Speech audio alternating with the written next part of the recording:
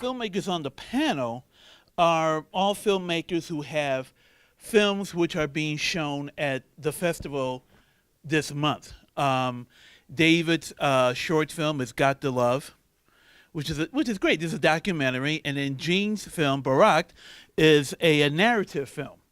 So just explain first of all who you are, briefly your background, and why you wanted to make the film that you made.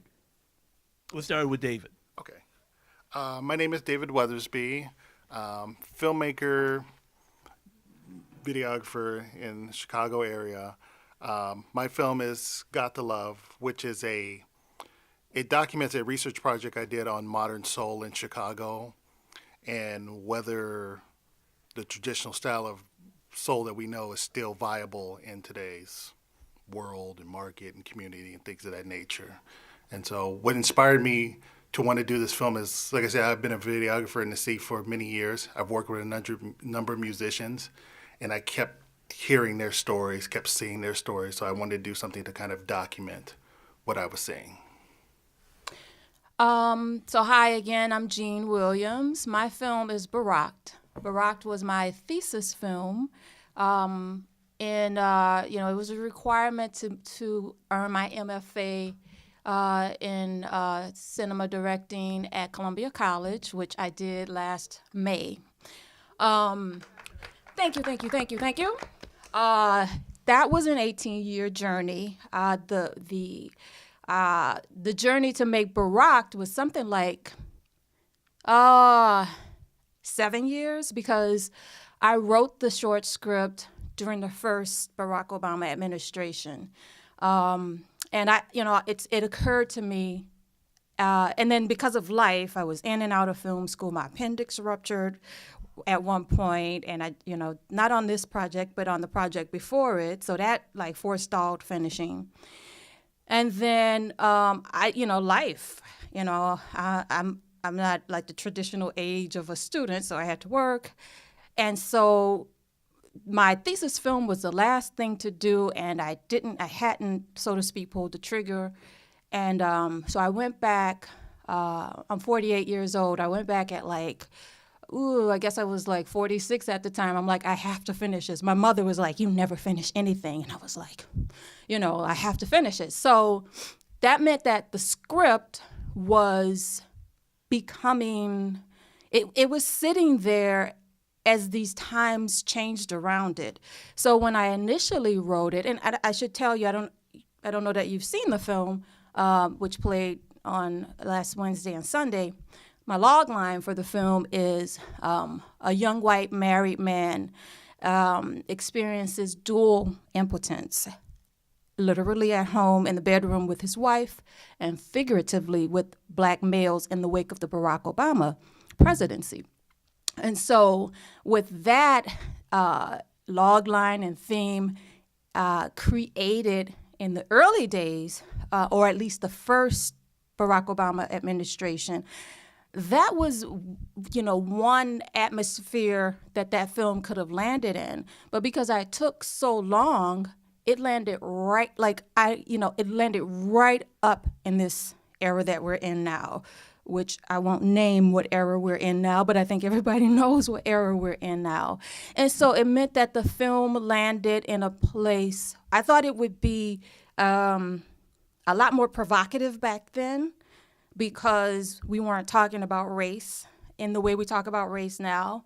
But I personally feel like it landed in an environment that rendered it a little quaint, because these conversations have gotten really coarse. And so that's basically the story behind this film. Like I said, my thesis film, and this is its first festival, and I'm very happy to be here.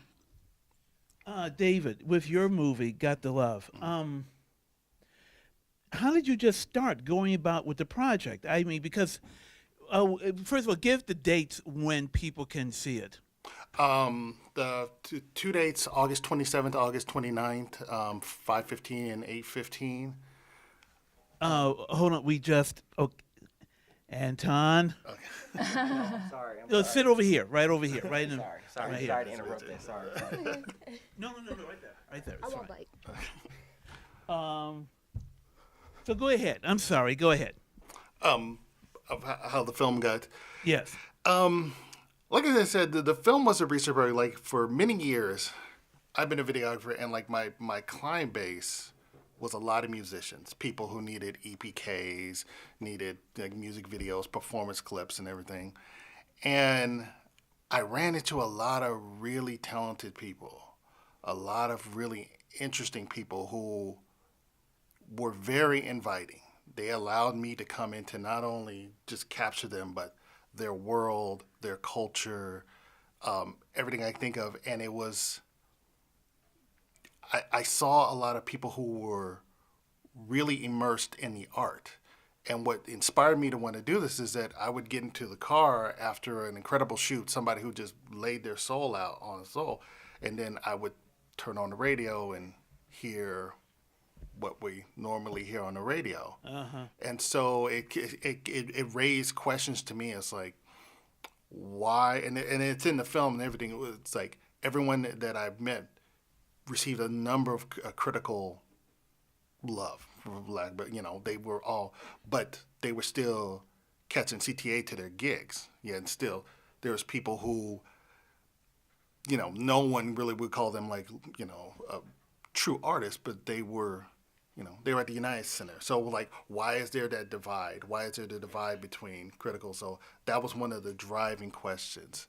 And the other thing was I started this one like in 2014, and I just had hard drive after hard drive of performances, of just things that just little small clubs, that were just amazing. And usually the client would only need like a couple minutes. They need 1-2 songs.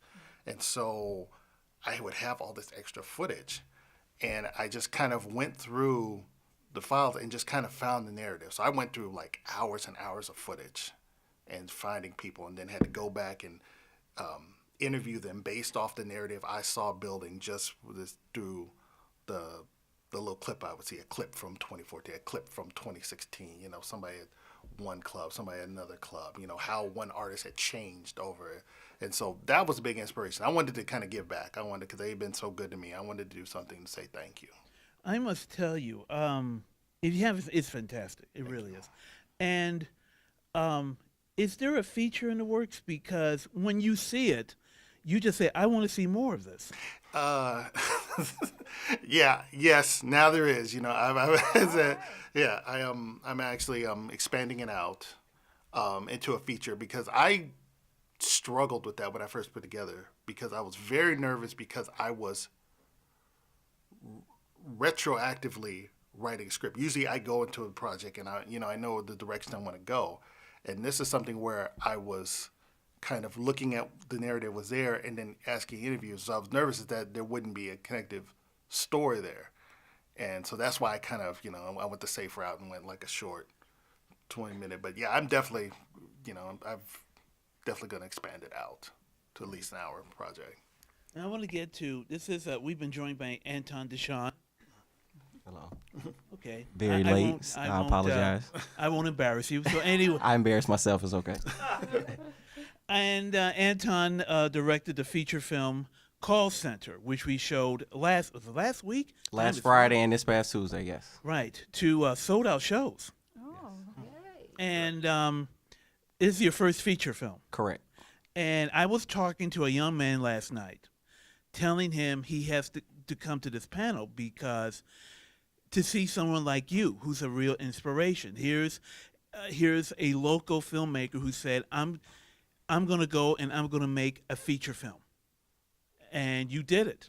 Yes. And so many questions, but first explain what the movie's about and what inspired you. Because actually it came from your personal experience. Yes. Okay, what made you say, hey, there's a movie in here, and I'm the one to make it? Right. Well, for folks who haven't seen or heard of Call Center that's playing here, we just wrapped up playing.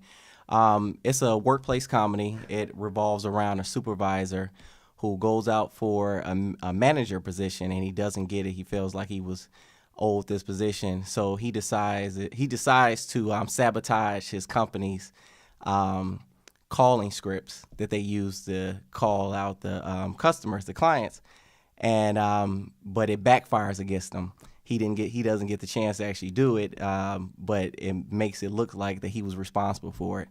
So a little background about myself: I worked in a call center field for over 10 years. I've been ever since high school, actually. So I've been a call rep, I've been a supervisor, I've been a manager. So just with all those years of experience, I've kind of seen it all. So I thought, what better way to kind of build a story around that and kind of capture, some of the things that you may not know was going on, from the dating life, from the competition with the other employees. But even, and I tell a lot of people this, even though you may have never worked in a call center, any office type of environment, you can relate to this story. So that's what actually inspired me to make it. Okay, I got some questions for you, but now we've been joined by Yatasha Womack. Hello. And tell everybody your movie, which was shown last week as well. Yes. My movie is a love letter to the ancestors from Chicago. So it's an Afrofuturist film. It has a dance theme, and it's experimental. And it was really a way of looking at how dance is a bridge between all spaces and times, and really a form of communication that within the diaspora and the continent, we've been able to pass on through dance.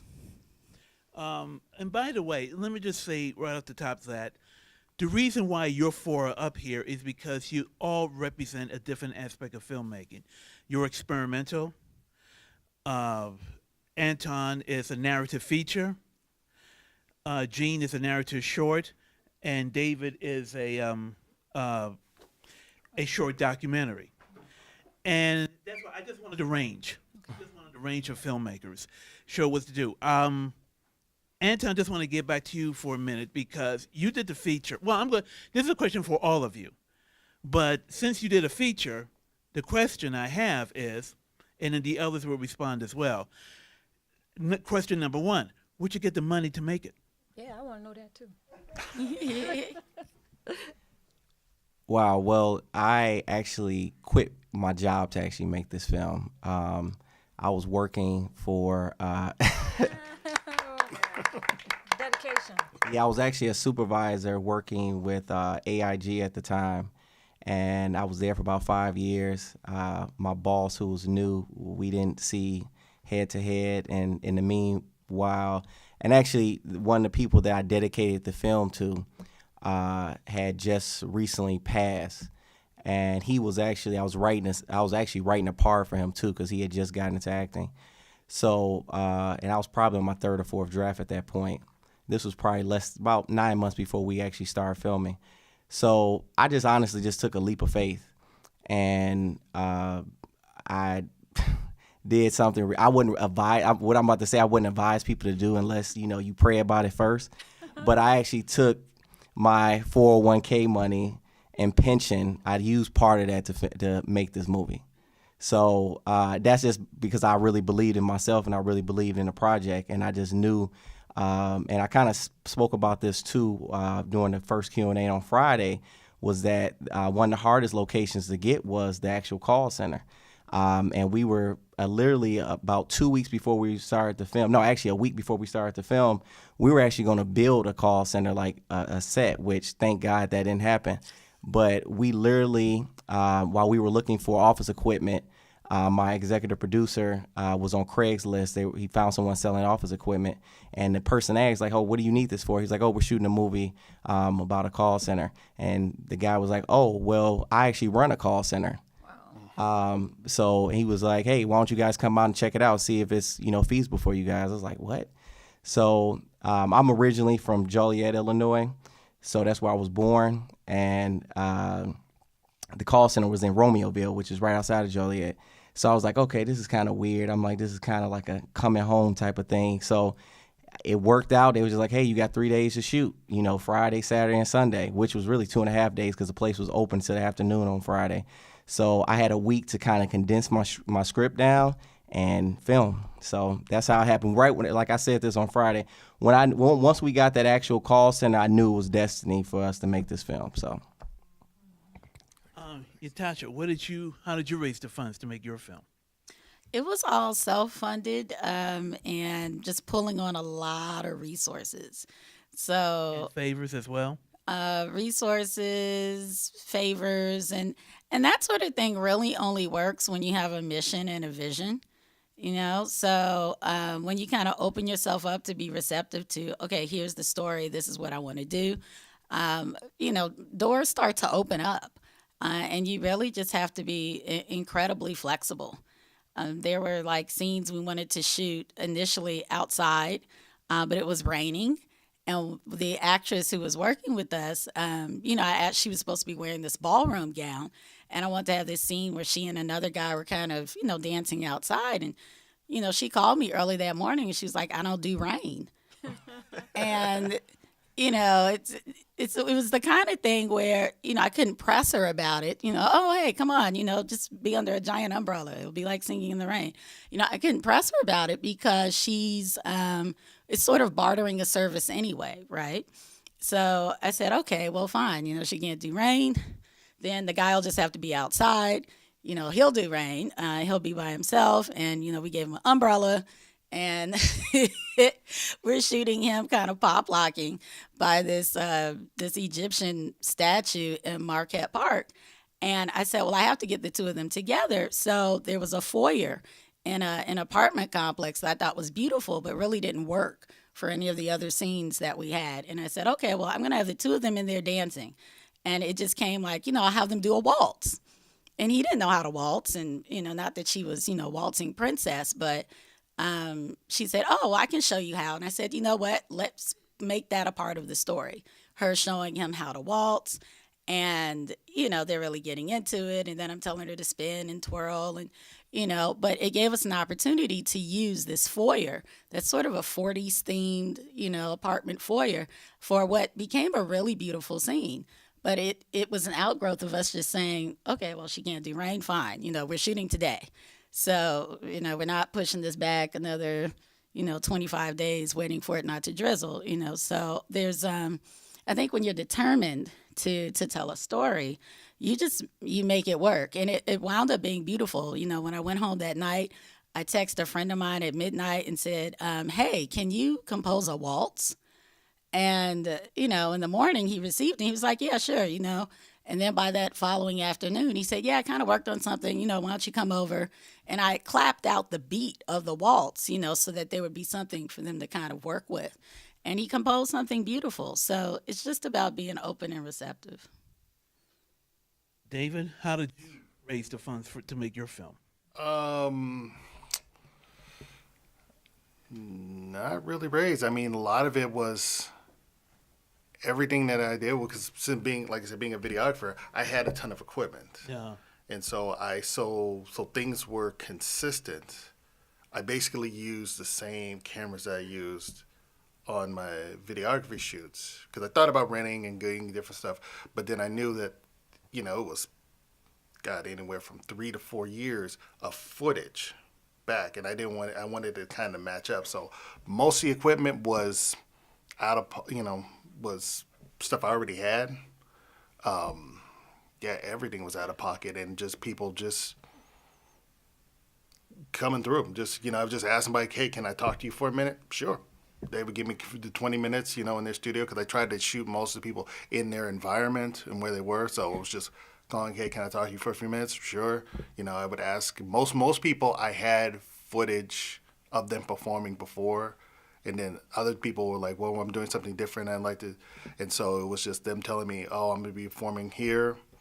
They'll put you on the list, the name on the list, coming through, shot at different locations. It was surprisingly how much of the resources were just already there, and people were willing to just kind of help me out. So it really, I never even really did a full budget, because it was just kind of like a labor of love, because it was just pulled from archives, friends saying, yeah, come through, people letting me do this. There's one scene in the film where I was looking for a location to talk to certain artists about process. And I was talking to a friend of mine, and we were, I told him, I said, I've been looking for a spot. And he said, let me stop in. He had like a little storage area, not his apartment, but he had a little storage area. He said, let me stop into my storage apartment right there. And open the door, and the entire back wall of the storage is nothing but albums. Nothing but albums from floor to ceiling. And it's carpeted and it's all equipment. And I'm like, this is where I'm going to shoot. And that was just luck. That was like, I had no idea he had that space. It was just, we were out and he said, let me stop in real quick and grab something. And that's how I knew, because I had no idea he had this. But he has been collecting albums from I don't know how long.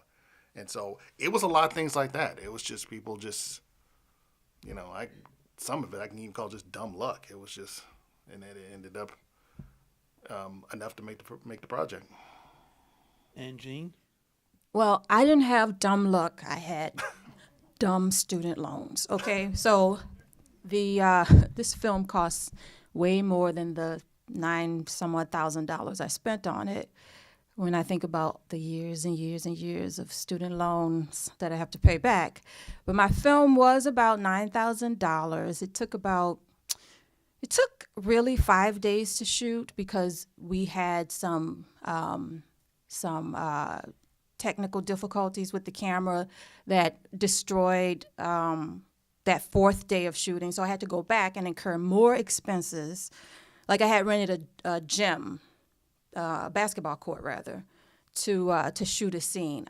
None of that worked because I shot on a red camera. It malfunctioned, and so pretty much none of that was recoverable. I shot in an office space. A little bit of that was recoverable. So that meant that I shot my film like in December, and then I had to go back like in March and reshoot. So that was more money. Because of the math of being in film school, the school does have a fund that you can apply to, and they gave me a little bit of money back. So even though it cost like $9,000, I think I may have recovered maybe $2,500 from that fund to recoup some of that money. But yeah, it was student loans, and actually I guess it was almost a hybrid with what Anton, right? Anton said, because I too quit my job. That's why I was like, yeah. I quit my job I kept trying to go back to finish my film, and I couldn't do it while I had a full-time job. And so I was like, I'm just gonna jump. And unwisely or whatever, however you may look at it, I was like, the only way I can do this and have the creative time to do it is to tap my 401k. I'm 48 years old, I'm unmarried, no kids. And so I'm like, if I'm putting somebody in jeopardy, I'm putting me in jeopardy. But I tell people creativity is my midlife crisis, and I just felt like I have to do this. And so I'm like, and I jumped. And I'm going to keep jumping until something happens. And I feel like this is something that happened, the fact that I'm sitting before you all with these panelists. And I am interested in shooting an independent feature based on my film, too. So I want to talk to you about like your money breakdown. How do you do that? Because it's possible. It's very possible. I'm not a producer and a fundraiser. I'm going to use the force of my scintillating personality to find that money. But I intend to find that money at some point and make a feature. Anton, I just want to go back to you for a second, because you've never shot anything before. Filmed anything? No, yeah, I previously, before Call Center, I had shot three short films and one documentary short, so okay. Total of 4. Oh. Yeah. All right, because I know Yatasha previously has directed a movie, and you've been in the business for a long time. Yeah. David, this was your first? No, well, by virtue of being in film school, this was actually like my third or fourth short. Yeah, I should have said that, right. Yeah. In the film school, I've done other shorts in film school. Right. Yeah. Because I just want to, Well, in terms of Anton, I just wanted to ask him, how can I phrase this? What, how did you learn the film language? You know, What do you mean? well, what I mean is how a film is put together. You know, putting together the shots. What shot do you want? What? You know, Set design. yeah, Right. no, just set design, but Sound. for example, how you're going to, in terms of pace the movie, Oh, in yeah. terms of dealing with the actors, Right. all that sort of stuff. That's what I meant by film language. Okay. Well, thankfully, I had a great team behind me. I could not have done it, by myself. And I have to thank my executive producer, Raheem Branch, because shortly after another person we had dedicated film to had passed away, he was pretty young, 25. He had pulmonary embolism. So he was pretty close to us. So my friend, my executive producer, he had decided, he's like, you know what, we all are at the time we were already done with film school, but some people that we knew were producers, some were writers, some were, cinematographers. So he decided just to call a meeting. And mostly, actually, all these people are all African American. So, and I was in the middle of writing call center at this time. I was probably on the second or third draft. So we kind of used the meeting just to kind of, see what everybody was trying to do and also pitch.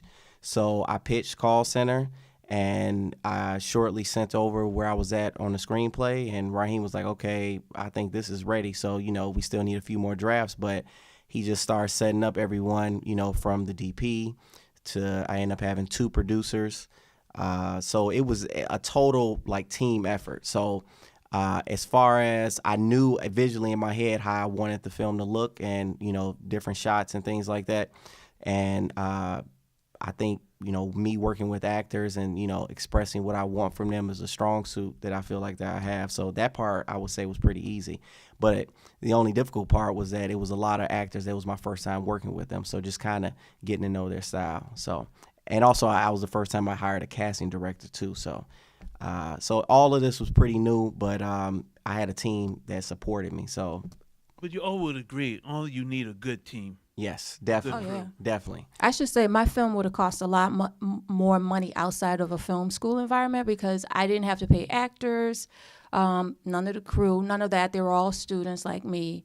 So if I had that to add to the bottom line, my film, I don't even know how much my film would have cost, but it wouldn't have been $9,000. It would have been a lot more expensive. There's so many, and also, of course, I'm going to open up to the audience questions as well. But okay, in terms of this is not so much. I'm going to have some different questions for Anton, but in terms of short movies, what's your plan for it? Well, you have a feature. Well, For no. I'm going to ask you a different question later. No, Oh. but this is for Yatasha Okay. and For Jean David and and okay. Now, what are you going to do with a short film? Because the marketplace isn't as big for a short film as it is for a feature. Because for a feature, you have a lot more venues to go to, and I'll get to that in a minute. So let me start with Yatasha. What outside of film festivals, what else can you do with a short? Well, there's a lot of distributors who are picking up shorts now. So a lot of streaming services, you can sell your short to them. But I think that in addition to that, it also, for me, provided an opportunity to establish the vision for shooting an Afrofuturist project. So there's a feature film I've been working on called Bar Star City, and we're still in the fundraising process for that. While I've directed a project before, it was a romantic comedy. So that's a different, aesthetic entirely. And, after doing that romantic comedy, I wrote a book on Afrofuturism, did more in sci-fi, and people were familiar with me in that space. And I really kind of had a personal evolution transformation. So while I was working on Bar Star City, and, we're still fundraising, it's like, well, gee, I want to shoot something. So I shot a teaser for Bar Star City. And then I said, oh, this is fun, because I'm establishing a certain kind of look. And then I said, oh, let me shoot another one. But the way the project evolved, it became a short on its own because I was open and receptive to using dance as this theme. And I'd been traveling internationally a lot, talking about Afrofuturism and going to various festivals, especially in Europe. And there are a lot of experimental films there. There were places, projects I was watching that, there's no people. There's an emotion, a theme, there's experimentation with light and pixels and going to all of these different festivals and seeing so many experimental films that were not in the traditional narrative form, it just started massaging me a bit and saying, hey, Yatasha, this is a direction you can go in, and just be open to that and just shoot it and establish myself as a director with a unique eye. And that's kind of how it started to evolve. And I wanted to use the characters in Bar Star City. And initially the story was kind of supposed to be about like this space-tastic sort of date and people coming to see the date. And, there was the date and then it was going to be like these performers. But the date piece wasn't working out because I couldn't schedule the actors who were supposed to go on this date. And so I really wanted to highlight a lot of the actors in Bar Star City because so many of them were dancers. But in the storyline itself, it didn't lend itself to having all this dancing. I said, well, if there's a way for me to kind of ebb that in there, it would only make sense if I shot another project with dance. So when the date dynamic didn't work out, I said, you know what, let me just go full-fledged dance and call it a day. And that's how that sort of opened up. So it had, purpose-wise, it was kind of multifaceted. I wanted to shoot something and say, okay, this is the perspective I have visually and be able to show someone, who might be interested in other kind of works that I'm doing under Afrofuturism, right? And then, but also it was a good feel for me to really intertwine dance into a narrative where it wasn't relying on words because a lot of people know me as a writer. Mm-hmm. And I know as a woman, sometimes, you say you're a director and certain guys want to snicker, ha, ha, ha, director, right? And I said, well, I'm going to do a project where there's no words in it, so it is just directing. So to really make a statement about that. And so it was a personal kind of evolution project. And I've just learned through doing kind of some of this sci-fi work and others just to open myself up to that process. And the film travels, as I mentioned in the other screening, we'll be going to Afropunk and, other places that typically didn't necessarily show film. But short films can go places where feature films can't. Feature films, you shoot them, you have to get them out to a market kind of right away. You could be in a few festivals. But short films can take on a certain life and build a different kind of audience and connectivity. Jean, we were just talking before the panel about how you are now submitting your movie to other film festivals, which you got to be, one thing to tell the audience, you got to be careful about because you can't, first of all, it's expensive. Yes. One thing about Black Car is we don't charge. Yes. Yes. I appreciate that. Thank you. We do not charge for any submission at all. But almost all film festivals do. And if you're a filmmaker, and say it costs you, if you got a feature, it'll cost you $250 to submit a feature. That's just to submit it. There's no guarantee it's going to be in. Mm-hmm. That $250, that's the difference between actually getting your film completed. Yeah. Or putting food on the table or something, So just talk about this process you're doing right now of submitting your film to other festivals, but, you got to be careful about, and, is this the best festival for me if I get in? Will it be beneficial for the movie and for me and for my career? Yeah, we were talking about that earlier, and I think even before I submitted to this festival, I had talked with you a little bit about so how do I figure out an end game for this short? I mean, like I said, it's my thesis. So by virtue of the fact of being my thesis, it helped me to get an MFA in film. Whoopee, right? But now it has a life after film school, and I'm like, okay, so what do I do with it? So in my mind, I can see following the character to a feature. But the run up to that, I figured would be the festival circuit. And I kind of sat on the film a little while. I finished it, like, say, in November last year. And I really was like, I don't know what to do next, right? I mean, I know about festivals. I've one of my short films played in a festival a long time ago because I've had a long journey in film school. So I'm like, okay, so what do you get out of festivals? And, how do you justify the cost of spending? Because with this film, I've entered, and I'm waiting to hear from like 10 festivals. So that's $45 a pop, $50 if you submit it late, $70. So a short film can go from 0 to like maybe $100 in submissions for one film, and you get nothing for that if you don't get in. They just send you an email saying you weren't accepted, basically, and that's it. And they take your money and they're gone. But the exposure, so obviously this is exposure. Audiences in Chicago got to see my film. I'm here, with other filmmakers. So I get to network. So that is, this one doesn't charge, but you get those that kind of value from a festival. And my hope is that, I've entered like, the big ones are harder to get into, your Sundances, your Torontos, your, what else is out there? Yeah, which one? ABFF? I guess that one's hard to get into. Telluride. Yeah, those are hard to get into, and I've already been like, turned down by some of the bigger ones. So, what I'm trying to do, I'm doing the domestic side here. I haven't started internationally. And you have a little window too. Like some of them will say, the film has to have been made after January 1st, 2017. Well, my film was made, 2 months, or finished 2-3 months before that, so I'm ineligible. So you have to have some kind of strategy and kind of know what you want out of the festival experience. Now, for me, the other thing that I want to do, my hope is that I get into, I don't know what the number is of festivals, but I want to use Barack as a proof of concept at the point of raising money for it. And the festival laurels, my hope is that the festival laurels will make that easier to do. I don't know, maybe you have some feedback on that. Like I can say, I got into these 10 festivals, and, that maybe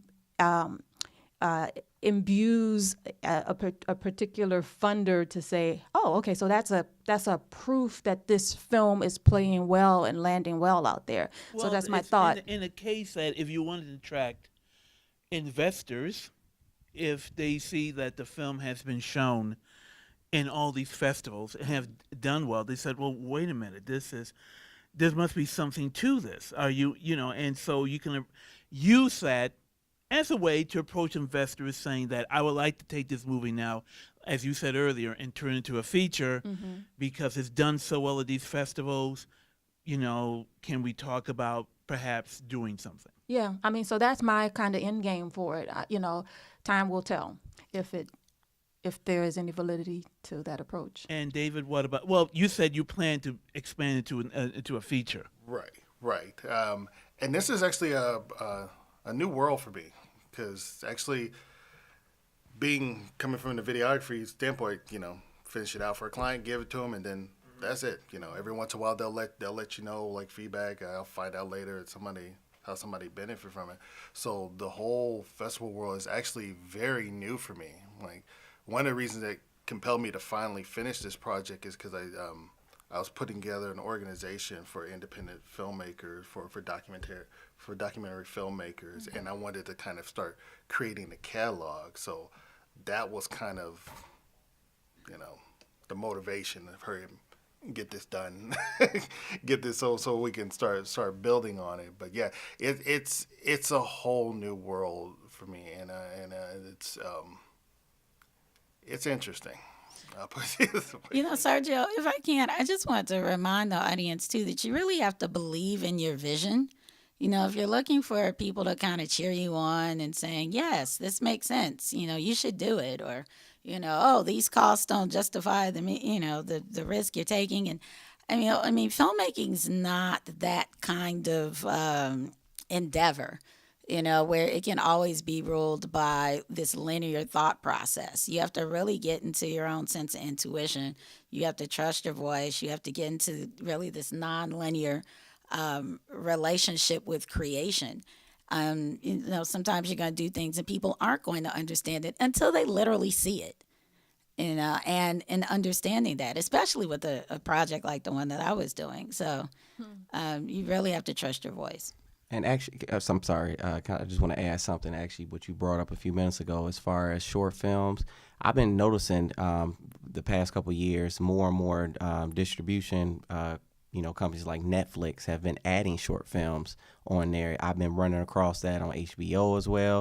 Of course, you have IFC, but every now and then you'll be surprised. I know I've seen quite a few on Netflix, and, I'll just read the description and I see the minute time. I'm like, wait. This is less than 30 minutes. This is like this is a short film. So, no, I like the first one I ran across. I don't know the title of it, but it was like a guy who did like an 80s spoof movie, and he did all these graphics, and I want to say he was like the only actor in it, if I remember correctly. But I watched it. It was pretty crazy. But there is, opportunities out there. That was pretty much my point, because, like I said, you have that, and then you can always put it on Amazon, Vimeo. Vimeo even has a process now where you can put your content out there for people to buy it or rent it. So, you see, now you just Opened another. I was just about to lead into that with you because no, it's all right, because I was going to say, we've been doing this panel for a long time, and I remember 10 years ago, you were asked the filmmakers, "What's your plan for the movie?" They'll always say, "Well, we're looking for theatrical distribution." Nobody says that anymore. That's an old model. That's gone. It's streaming. It's well, that's what what's the plan for your movie? You plan to go to Amazon or to hopefully Netflix, or because Netflix guy has a lot of money, Right. And they just made that deal with Shonda Rhimes. Shonda Rhimes. Yeah. She's leaving ABC and she's going to Netflix because she gets a bigger percentage of the back end deal. Mm-hmm. She's going to be making more money off of the deal over whatever show she makes for Netflix, more than what she's now making off of the shows she's doing for ABC. So what are the plans for your film, your feature? Streaming is definitely probably the number one option out there. I'm open to whatever, whatever's the best deal possible that we can get. And then at the same time, what's great about being an independent filmmaker where you own all this materials, because even if you don't get a deal that you like or what you feel that your project is worth, you can just self-distribute it yourself. Now, the trick is with that is, you have to put some type of marketing dollars behind it, because, you can't just rely on, Facebook or Twitter or just, Chicago, if you're based out of Chicago or wherever you're based out of, to see it. You want to, make sure the word gets out about it. So that's the tricky part to it. But we're definitely keeping our options open. Only thing that worries me about Netflix, especially lately, if I've been watching, on the news, is that, they invested billions of dollars for new content, and they're thinking now that the market is that they're gonna, the bubble is gonna burst. Yeah. So I'm just wondering, Shonda Rhimes just got this deal. I'm like, how much longer is this gonna last before it kind of stops, or they kind of change their model a little bit? But companies like Amazon, and I know YouTube is coming up with, content. Apple, Disney is coming up with, and Disney's pulling all their stuff from Netflix because they're going to come up with 2 different streaming services. So it's so many options out there. So if you're a filmmaker right now, you have something, it's you can pick and choose. You would agree there's more opportunities now than ever before. Definitely. Absolutely. Yes. Absolutely. I'd like to interject something here. I've been waiting for the implosion of Hollywood all my life, probably, even before I knew I was interested in film. And I think that it's going to happen, just like the implosion of the newspaper industry sort of made them contract to a smaller space because of the digital age and social media. That's coming for Hollywood too, because of the very things that you're saying. And I've been trying to follow that. I just reading about Steven Soderbergh. How do you pronounce his name? Oh, well, yeah. Well, okay, go ahead, because what he is talking about is an old model. It's not. Yeah, when he said it, I was like, this doesn't sound new, and he's Steven is. Soderbergh, so he can do it. But I wonder if it's going to become more accessible of a model. And what we're talking about is that. What model is this? Okay, so what is the name of his movie he has out now? Yeah, it's his new film. Steven Soderbergh, who did all those movies, and then he left the business for 4 years. Yeah. It comes in on painting. Now he came back with a movie called Logan Lucky. Yes. With Daniel Craig and Channing Tatum. Channing Tatum, and it opened mainly in the South and the Southeast. Okay, so what he did was that this whole brand new model, which is an old model, Right. which is what he did was in order to to make the movie, he pre-sold the foreign film rights. Yeah. To raise the money to make the production money. Yeah. To make the movie. Then he pre-sold the non-theatrical rights. Right. Streaming, DVD, cable, to get the money for marketing and distribution. And he has a deal with Bleecker Street to release this picture. And they did release it, but it was mainly in the South and the Southeast. So is that and like a platform? Is that kind of a platform release? Not really. Not really? No, Okay. platform has to be smaller. Okay. But it will still open up wider. But that's an old model. They were doing that since the late 50s. What's new about it? You go back to Oscar Micheaux. Yeah. Oscar Micheaux was doing that in the 1930s. He would go around to movie theaters and say, if you give me part of the money to make my next movie, you'll be the only theater to show my film. Yeah. It's an old model. Yeah. You go back to Micheaux. It's not new. Everybody says it's new because they don't know anything about the film history. And number two, it's Soderbergh, so he's a genius. But the one aspect of it, and I don't know that it's directly related, that maybe new that he's doing is because he hates Hollywood, or so he says, is that he's saying that he's made like $100 million personally making movies from Hollywood.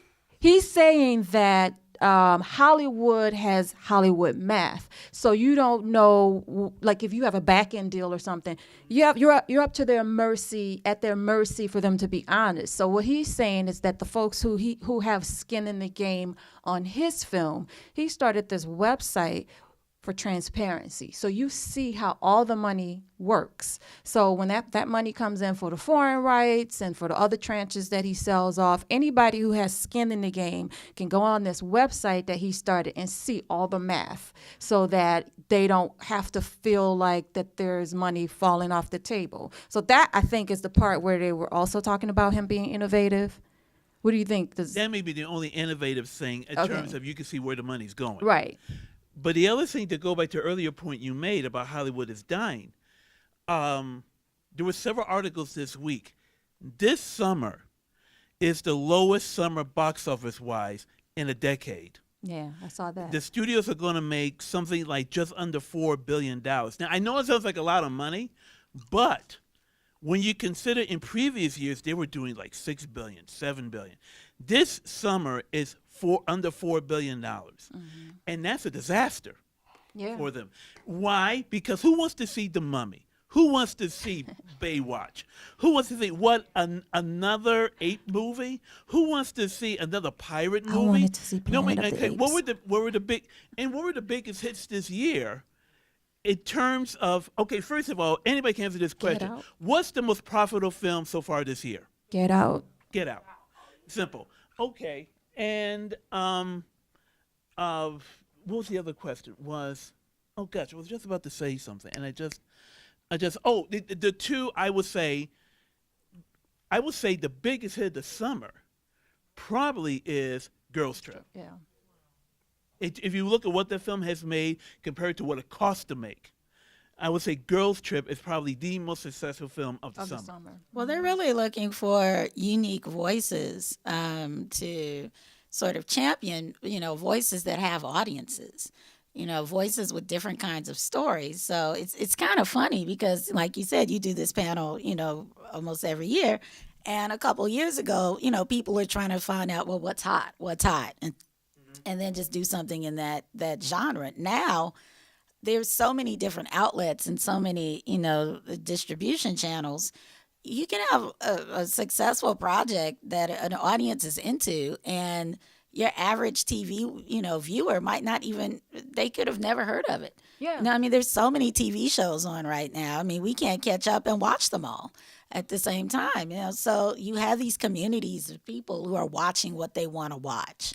Yeah, And I mean, that's kind of been the fight the whole time. yeah, I mean, the implosion means that you can have specialized audiences, and your film might not make, the millions of dollars that Hollywood is accustomed to making, but you can make a decent, when you say you can make a decent return if you find your audience. A correlation, I was just reading a New York Times article about the book industry, which had an implosion. I mean, all these industries are going to be disrupted by technology and new ways of doing things. But like the book industry is now looking for tastemakers on Instagram, because the old ways of getting their books into people's hands aren't as reliable. You get somebody on Instagram who has 850,000 followers, and that person name drops your book, and people respect that person, they'll buy your book. So I think a lot of that will correlate back to anything that's in a distribution channel, including movies at some point.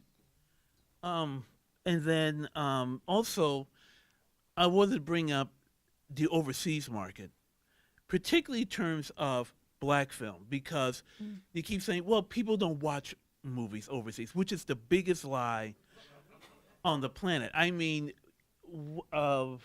Get Out was a huge hit overseas. Moonlight did more money overseas than it did in the United States. Because I follow the box office. I got to write about it every weekend, right? And the question was, we don't know how Moonlight is going to do. It was massive in London. I'm sorry, I mean the UK. Okay. It was huge in France. It was huge in Germany. It was huge in Brazil. As a matter of fact, it was making so much money overseas that originally they were going to release it streaming in Japan. And they said, no, we're going to release it theatrically because it's making so much money in these countries. There's got to be some market for this film in there. Look at, the woman about the women in NASA, Hidden Figures. I followed that picture. It was a smash hit in Germany. In UK is always big. UK is right now. Girls Trip is making huge money in the UK. You can't look right because UK's got a ton of black people in it. I mean, Right. London has more black people than Chicago. I should know. I was there a month ago. It's more black people, So, of course, black films are going to sell overseas, right? But still, there are a lot of people who don't believe that. And I'm ashamed to say, unless still black filmmakers don't believe that. Well, my film actually premiered overseas. I know, your film. Yeah. It's been playing internationally for... Right. I mean, before we could even, take it out to show it here in Chicago, I was getting requests overseas. So we premiered actually in Bristol, England, with the Afrotopia Festival. I know we're playing the Czech Republic. Yeah, we played in the Czech Republic for Romani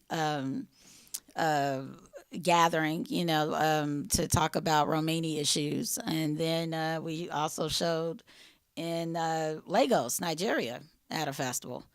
And literally, I just finished the project and I'm getting a call, and someone saying, I know you have something. We have this festival. We want to show something Afrofuturist. What do you have? I was like, oh, I just finished this film, and I sent it over and they're like, oh, this is perfect. We'll showcase. And I'm like, oh my God. This is when you're just trying to plan the Chicago screening for the cast and crew. So it moved really quickly. I mean, we probably finished the project in, let's say, April-ish. We shot in 2 or 3 days in February. It was finished in April. That was this year? Yeah. Okay. And then literally maybe a week or two after it was finished, we're getting a request to have it in Bristol. And then, I go on and I, fill out to send it off to a festival and they're like, okay, we accepted your project. We're going to show it in 2 weeks. I'm like, whoa. I said, this is fast. Yeah. So yeah, we screened 3 places before we had an opportunity to screen in Chicago. What's up?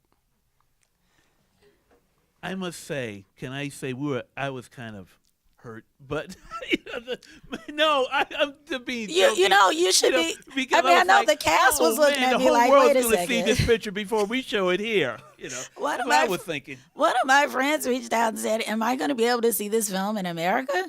But I'm surprised. I mean, I knew that we were going to have an audience overseas, but I was surprised at how instant it was. And I think that's what's changing with the streaming or just the interconnectivity through the internet. You let people know what you're doing.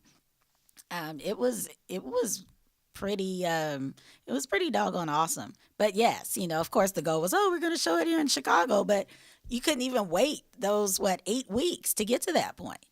It was pretty fascinating.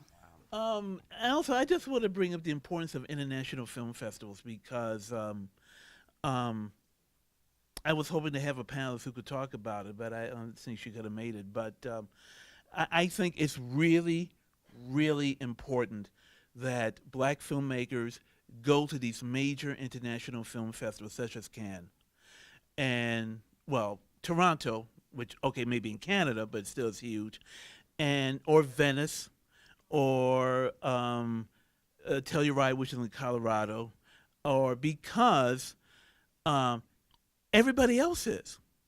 And there is a real lack of African American representation at these festivals. Like if you go to Cannes, you see African filmmakers all over the place.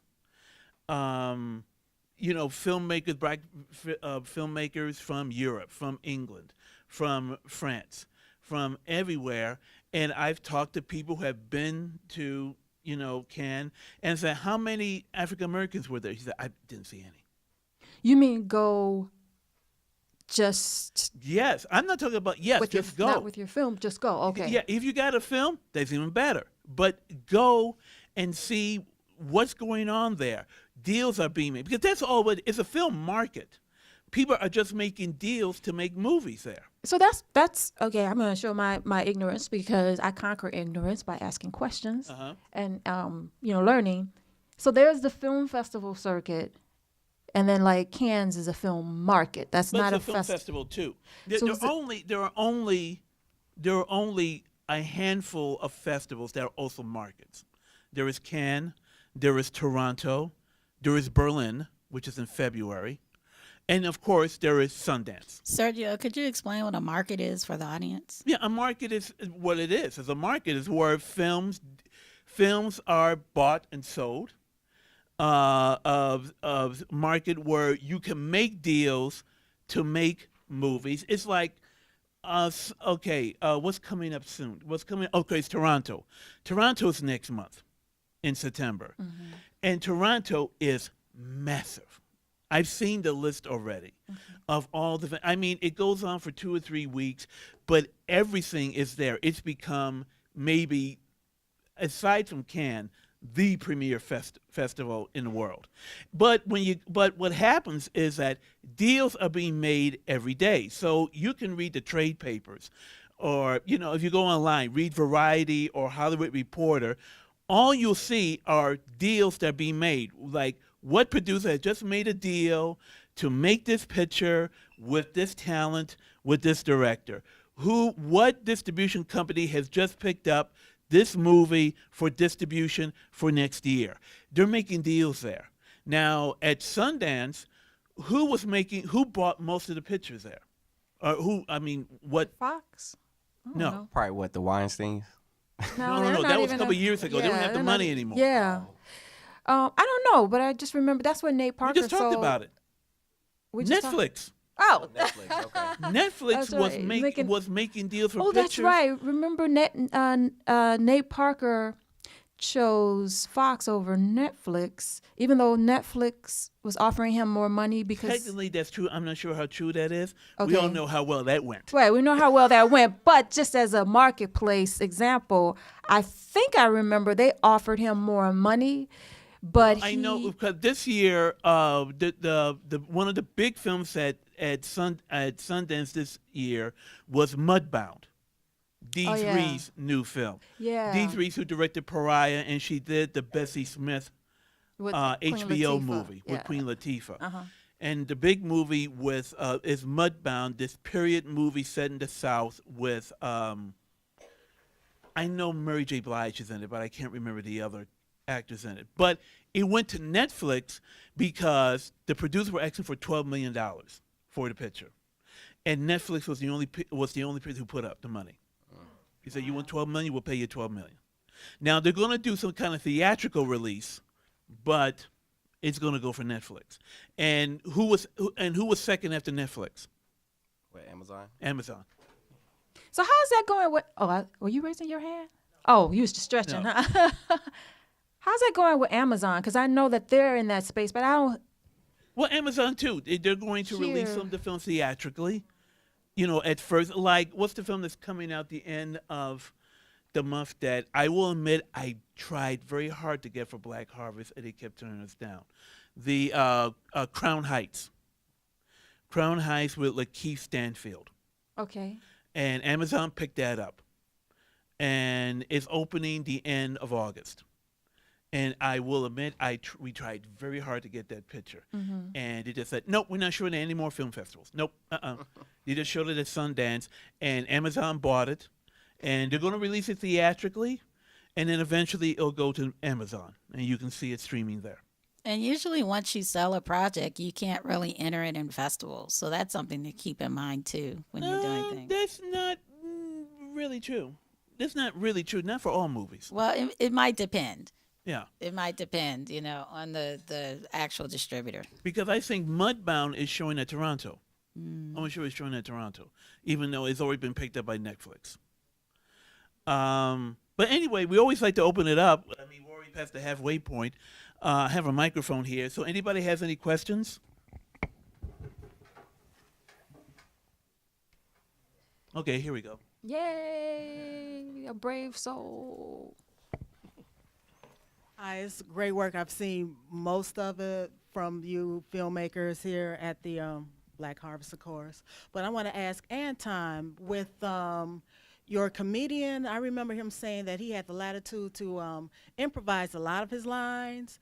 So with that being said, and with the in regards to the other actors and editing, was it difficult to streamline some of his words and still keep in line with the theme of your movie? So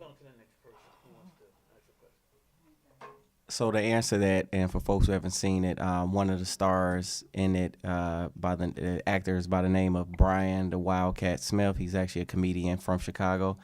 Well, he was actually on script, so he would just add more. So it was never a point where I'm like, hey, you forgot to mention this, because this ties into what the next scene is. He made sure he always hit the key points. So he would just add on to something. So if it was one joke, he would add on more to it. So he didn't necessarily change things as far as, what I wrote. It was just more so he added more to it. So, and I mean, it was a few times on set where I was like, okay, that one didn't work. I'm like, let's try something different. Or, the last line you did. Because after, a few takes, he would maybe try a couple different lines to see, if it was funny or if I liked it. So, but for the most part, it was never a situation where he got away from, the points that he had to mention, that was in the script, to make sure we move the story along. So it was just more so him adding on.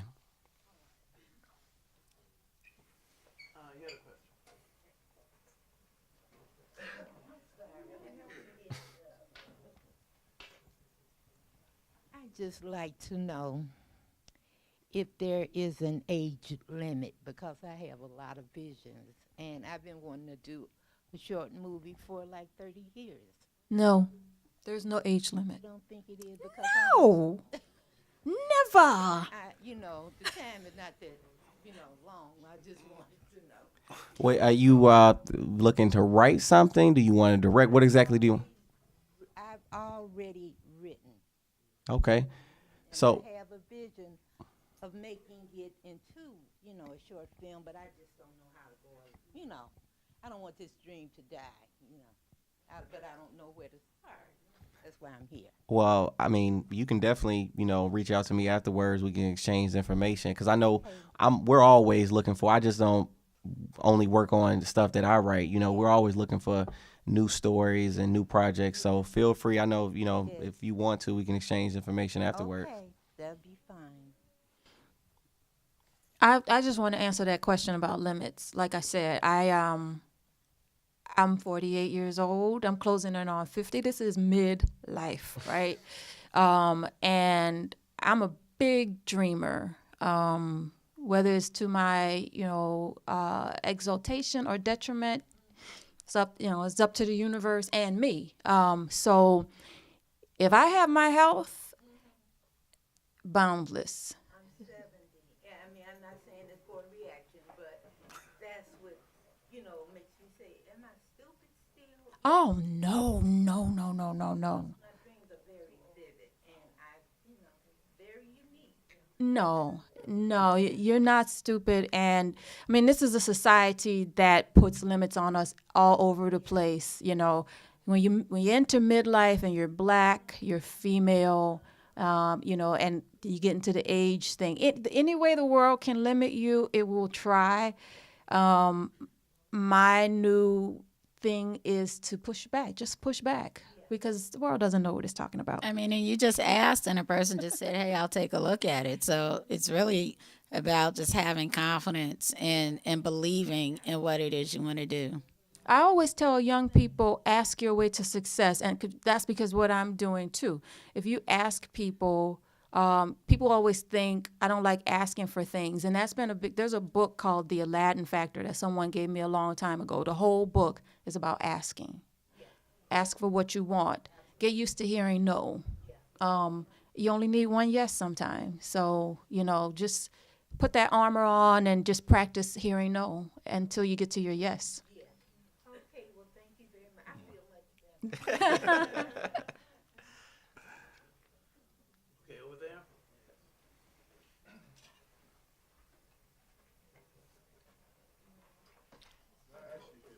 Yeah, you pass it around. I can't get them like I used to.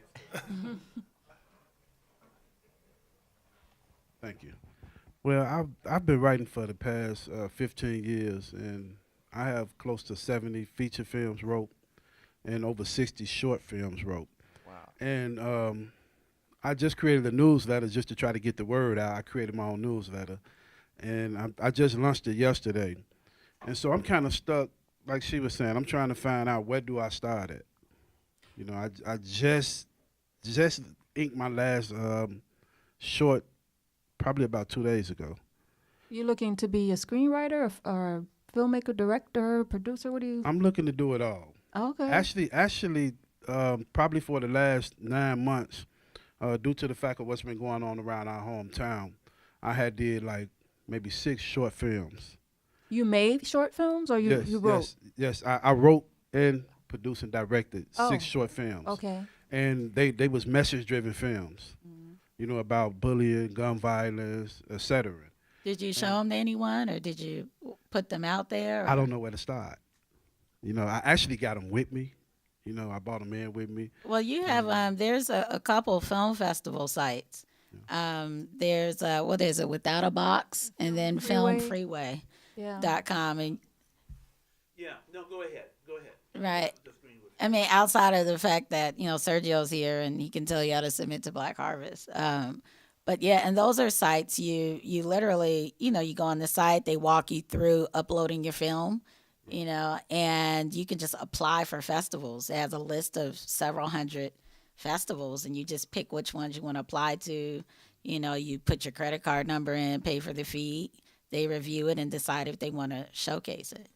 And also, my question is, have you ever put anything online, like from YouTube or Vimeo or anything? Yes, I put something. I put them all on YouTube, and maybe I want to say about 2 months ago, a rapper asked me to come to Atlanta so he can talk to me about one of my feature films that I had put the title of it on there. Oh, very cool. And I ended up getting to Atlanta, and he tried to, kind of get me to sign something. He thought I didn't know how to read.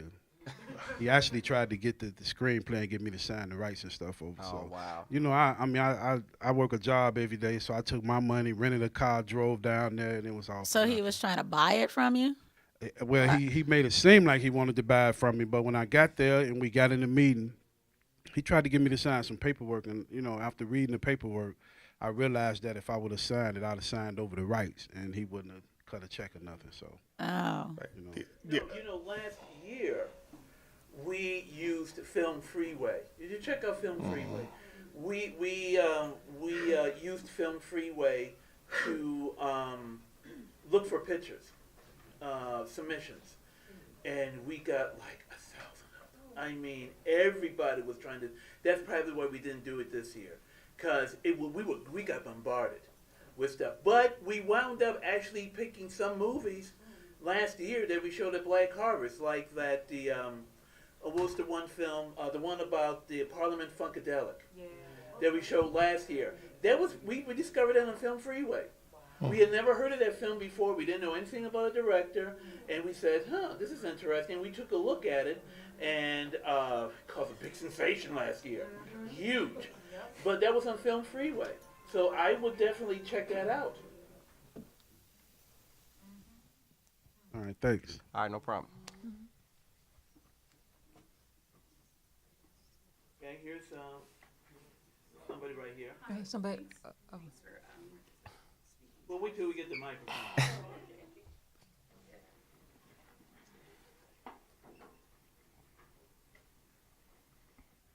Hi, I appreciate you all providing feedback to us regarding the real deal about filmmaking. I didn't necessarily have an interest in filmmaking, but I have all this content because I video a lot, especially dance photography, dance video, dance film footage of parties that I put on or events that I just happen to be at. So I've been noticing that a lot of my videos are shared. So I recently did one that was shared so much over the web that I was like, hey, I didn't put a watermark. You hear my voice in the video. So I was like, well, maybe I should submit this, in Black Harvest. So the person that put on the festival was saying that she asked me if she could share the content, right? So I thought it was for her website, but it's actually to submit to Black Harvest Film next year. So I'm wondering. Oh, wait a minute, hold it. So, yeah. Hold on. So I didn't watermark it. I didn't put any of my trademarks on the video. No, hold on. Because since I'm with the festival, what you said, someone told you to submit it? No, there's a video that I created for an event, but I always have my iPad or my electronic device with me just in case I see something just on GP. So I videoed a particular event that happened to get a lot of exposure on YouTube and on social network. And I was going to use it for content for a film that I was going to create. But I didn't, when someone saw it, like an elder I shared it with, she said, none of your video that you share is watermarked. How do we know that this is you? Who is the social move? Your name is not on it. You hear your voice. So the person who actually had the event asked if she could use it on her website. But when I said to her, well, let me go ahead and watermark it and put my name on it so that they can know that this is my footage. And then she said, well, that is not how it's usually done in any video that she's done. And then she said later on that she was considering using it in footage in the documentary that she's presenting for the Black Harvest Film Festival next year. So my question to you all, because you've been in the game, how do I watermark my stuff? You don't have to watermark your stuff. Or put a name on it. Well, you created it so you own the copyright to it automatically. Right. So just because it's out there doesn't, you're getting into intellectual property. Right. But by virtue of the fact that you created it. But then you also get into, I don't know what it was that you filmed, if there are people in it, then you get into like, do you have the rights to use those people's images and stuff like that? Then you also get into, are there any like corporate logos in the background and stuff like that? So if you don't have any of those problems, if it's just something you created, you own the rights to the footage. So you're just talking about the footage. Right, but my question was, were you hired as a work for hire? I wasn't. And you know, you were, I don't know what this agreement you and the person had, but just in the future, you may want to, anytime you go work for anybody or anything you do business with, you may want to have a contract each and every time. Is that what was happening? to be there. You just happen to be there and shoot it with your phone? Right. Does the person know you videotaped them? Yes. And they were like, oh, this is cool? Yeah. And then she asked me if she could use it for her her website. But then later on, she said that she was going to present it in a documentary she's doing next year for the Black Film. It's a lot going on in your question. It's a lot She can't do that without your, Using your footage right. for her film Right. that you will submit for the festival next year. Right. Technically, we can't accept it. Yeah, it doesn't really work like that. Her work. Right. Number two, let's face it. You put something on the internet, that's it. Your thing could be watching. It could be, people could be watching right now in Moscow. You don't know. Right. You know, once you put something online, that's it. Right. It's like I always hear stories about people. They post new pictures of themselves and then demand that people gets known. It's online. Right. Right. It's like putting it on the billboard. Everybody has seen it. Even if you didn't want it, don't put your stuff online. Right. You know. So you're going to have to reconsider what you're going to do with whatever you shoot. You know, there's always going to be that risk. And the fact that somebody is going to take your footage and then put it, is she going to give you credit? Yes. Yeah, that was my yes. next Okay. Is she going to pay you? No. You can say no. It's your footage. But I think what Sergio also is getting at is that whole end game question for something you create. A lot of festivals have requirements for, you know, what do you call it? It has to be premieres. your film. Your kind. Right. Not like a documentary where, you know, you're using footage from other things, you know, older footage or something else. But if you're doing a contemporary picture document, you see, this is getting all very. Is it a documentary? This is getting. It's see, going I- to be a documentary. You know, I think it's a couple things to keep in mind. And this is outside of the footage itself, right?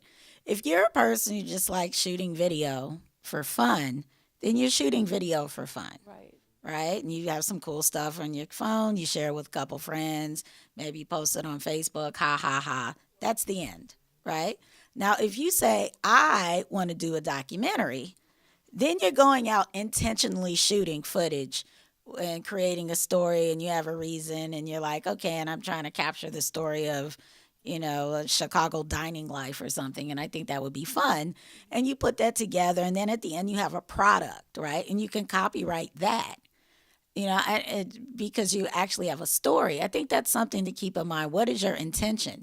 You know, because there's a lot of hustle around video because people use video to market and promote or drive, you know, clicks to their sites and all kinds of things. So I think it's about the intentionality around what it is you're doing. So if you're like, oh, gee, I do these cool videos, people kind of like them, then you should say, okay, stop.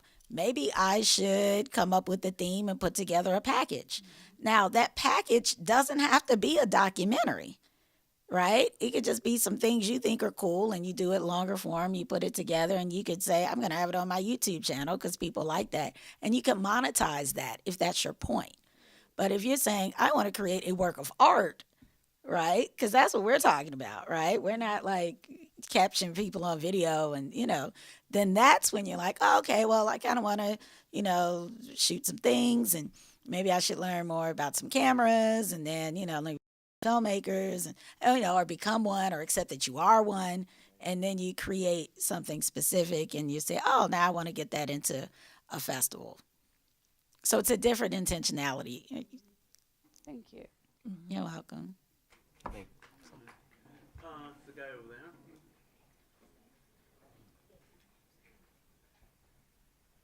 Thank you. I was wondering if you're putting together a short or a feature-length production.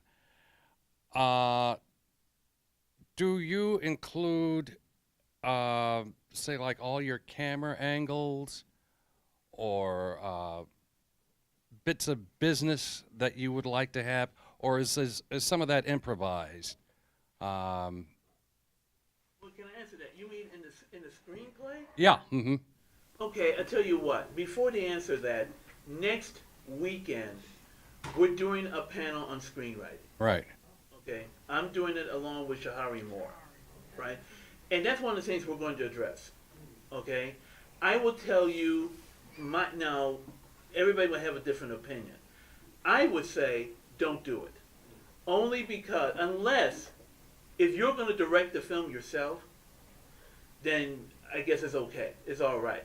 But if you're writing the screenplay that you hope somebody else will pick up, maybe you'll hopefully to find a director, I wouldn't put in any camera angles, because if I'm the director, I can look at it and say, that's not what I would do.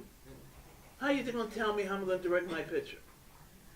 So the answer is, if you're going to do it and you're the only one who's going to direct the screenplay, you can go ahead and do it.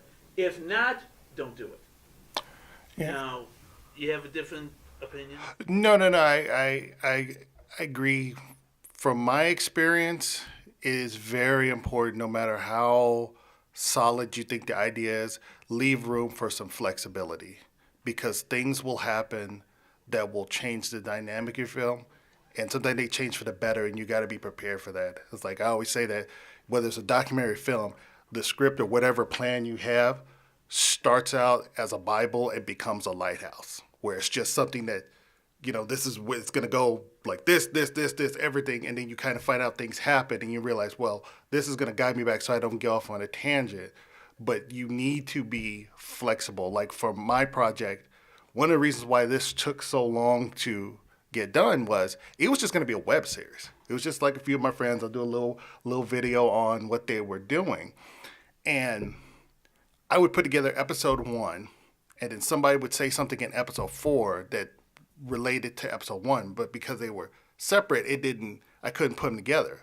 So if I hadn't been flexible enough, it wouldn't have had the same impact. And that's one of the things that put it together. So always know what you're doing, be very firm on your direction and your vision, but not to the point where you're too rigid and you don't see an opportunity. People said something in this film, the films I'm working on, that literally made me go back and rewrite and redo like half the documentary just off of one profound statement. So that would be my advice. Speaking as, I think you went to film school too, didn't you? Where'd you go? Columbia. Okay, so we're both Columbia film school grads. I went to Columbia. Oh, okay. Not for film school, though. Not for film school. Mm-hmm. Columbia? Okay. I've walked through Columbia a few times. Walked through Columbia a few times. I actually taught at Columbia. And you taught at Columbia. So they threw me out. Okay. CAU for undergrad. I just had to say that. Clark Atlanta University. Okay. Well, I'm not advocating anybody go and get student loans and, just mire yourself in that quagmire. But there's something to be said about workshops, if you can find workshops and things of that nature about filmmaking, because as Sergio alluded to, filmmaking is a language. I mean, you have documentary filmmaking, and that's one aspect, one language, and then you have narrative filmmaking, that's another language. And it's so important because not that you have to spend a whole bunch of time and money in film school. There are people but you have to be a student of film, whether you do it officially in a film school program, or you just study it in books and by, deconstructing films that you like. You need to understand the interplay between, and I know your question was about scripts in particular. There's a script, and then the director usually will make a shot list, which is his way of telling his or her way of telling the story. But once you go from the page and to the visual aspect of it, and the oral aspect of it, you need to understand how sound works. Bad sound can kill your film. I don't care how pretty your pictures are. You need to understand the interplay of sound, pictures, production design, makeup, working with your actors and the wardrobe. It all shakes hands. Lighting, all of that shakes hands. I think a lot of times people think it looks easy and that you can just grab a camera, which you can. There's no rule. You can do whatever you want that you have the resources for. But if you want to make good film, you have to put in the work. You have to become a student of it. And you have to be, to use your Tasha's word, intentional about the thing that you're making. You have to know your end game, story-wise, as well as, what you tend to do, what you want to do with it. Yeah, and one of the things I learned that even if you're being experimental, because I remember when I first started in any kind of production, I had a friend of mine, they were like, we're going to break all the rules. And I realized very early, you need to know the rules before you start breaking them. You got to know why you're breaking it, or which ones you shouldn't break and which ones you can kind of fluff. So it's, regardless of which direction you go, is very important to understand the language, understand why certain things become norms and why certain things become standards, and then you can make the decision from there. But the first step is learning the language. Anyone else? Yes. Well, I wasn't going to, but. So on behalf of Columbia College and alum, my hats off to you. I'm Donna Watts. I have been in this city for 21 years, and I'm a casting director. I have my own casting company, and I do want to say that on behalf of you all representing up there, I tip my hat to you. Thank you. Keep doing what you do. Stay encouraged. Keep learning. Keep striving. And to the young lady, don't ever let anybody kill your dream. Mm-hmm. You are never too old to follow that dream and to catch it. Okay? Mm-hmm. So I just want to encourage, because I'm 60 years old. All right. And I'm doing what I do. And I'm doing what I do in spite of what studios and anybody else out there in the industry said I couldn't do, but I'm doing it. Yeah. And I want to say, Sergio, thank you so much for Black Harvest, because without you, I wouldn't be here. Yeah. So thank you. Yeah. Thank you very much.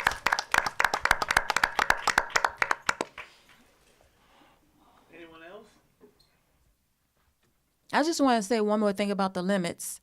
I mean, today, more than ever, in spite of the environment we find ourselves in, which I think is like the last hurrah for a certain segment of society, technology is changing everything, and I think we've all alluded to that on this panel. So, good, bad, or indifferent, gatekeepers are being taken out everywhere. It has its bad aspects because bad stuff gets out there, right? But nobody has to buy that bad stuff. It happened in books, and it's going to happen in film. Just because you make something doesn't mean somebody's going to take the time to watch it.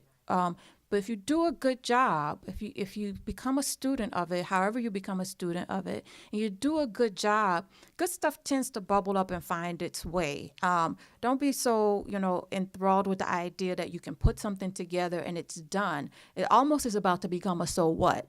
Because once you remove the gatekeepers from something, everybody is in there, which is good in a way, but bad in a way. I mean, we've been kept out for a long, long time. We remove those gatekeepers, and now we can do it too. So that's why I advocate become a student of anything that you want to do, and do it well. I mean, do it well, and that's what I'm relying on. That's my theory, that my stuff will find its way if I do something well. Okay, can I emphasize one point going back what I was talking earlier about international film festivals? How many of you here saw Moonlight? Okay. I didn't see it. Who was the real force behind that film getting made? His name is not on the credits. His production company is. Plan B.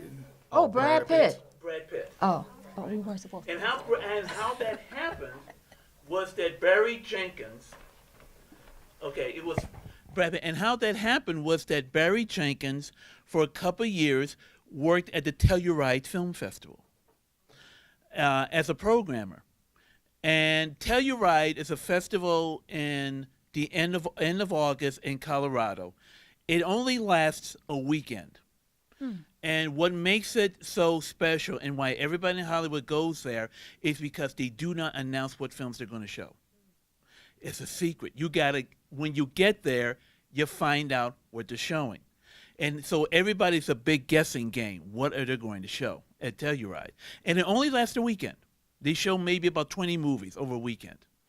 But he was a programmer there. And when he was a programmer at Telluride one day, he met some people at Plan B, Brad Pitt's company. And he said, well, and he had previously made a movie, The Medicine for Melancholy, which was now almost 9 years ago.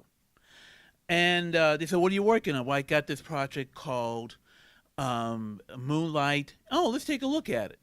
And that's how this thing got started, because Brad Pitt put his company, Plan B, behind it. So it was going to get made. That's the importance of black African-American filmmakers going to these big, important film festivals, because that's where you make connections. That's how you get to meet people. That's how deals are made. So if you're not showing up at Telluride or at Toronto or at Cannes or at Venice or in Berlin, everybody else is getting those deals. You know, like I said, African filmmakers, they're there in force. You know, how come we're not there? You know, that reminds me, I was at a discussion at Black Cinema House not too long ago, and we were up there with a lot of you might know Paymon Rami. Yeah. And he said something. He said sometimes it's not about who you know, but who knows you. Right. And that was really profound when he said that.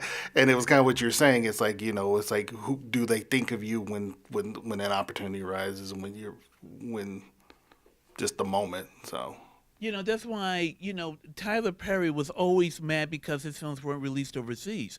And I said, well, all the money he has, why doesn't he go to the Cannes Film Festival, rent a suite of rooms at the Carlton Hotel, which is the big hotel on the Strip where where a lot of people stay, have billboards everywhere of his movies. No, it doesn't matter what you think of his movies, but he had the money and he could have done it, and he didn't do it. And his films still are not shown overseas. Moonlight is shown overseas. Hidden Figures is shown overseas. Girl Trip is shown overseas. Every major black film now gets shown overseas. His films aren't. I don't know why he doesn't do it. You know what I wonder too? I think it's important for all of you, when you're looking at yourself as being filmmakers and wanting to do work in film, to view yourself as artists as well.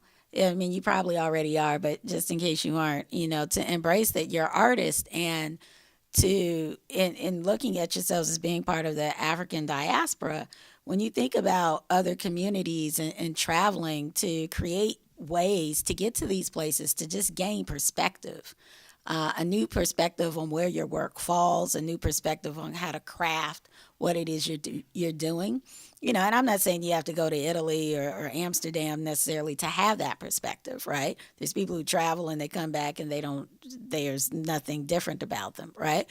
But I do think it's important to immerse yourself in culture, you know, just generally speaking, you know, museums, music, and culture that connects with you, whether it's your culture or not. And then it just gives you another perspective on your work or how these things interrelate. And that helps to really shape your voice and the narrative and the story you're trying to tell.